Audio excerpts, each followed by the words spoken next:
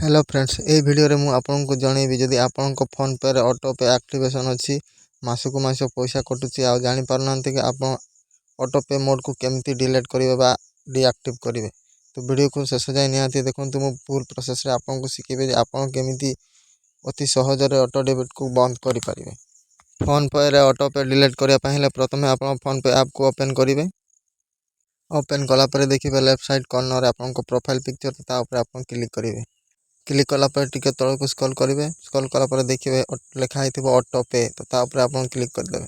Click कला पर जदि आपन को ऑटो पे ऑन होइथिबो ताले एठी आपन को ऑटो पे देखिबो। तो मु ऑलरेडी ऑटो पे दीटा थिला मु ऑटो पे दीटा को बंद कर देउछि। जदि आपन को ऑटो पे ऑन थाए तो सेठी आपन को ऑटो पे शो करिवो। सेठी क्लिक करे डिलीट ऑप्शन आसीबो। डिलीट ऑटो पे रे क्लिक करे आपन को ऑटो पे को डिलीट करि पारिबे। तो आशा करे वीडियो टी जदि भल लागिथिबो ताले वीडियो को लाइक कर देन। चैनल न आस्ते चैनल को सब्सक्राइब कर देन।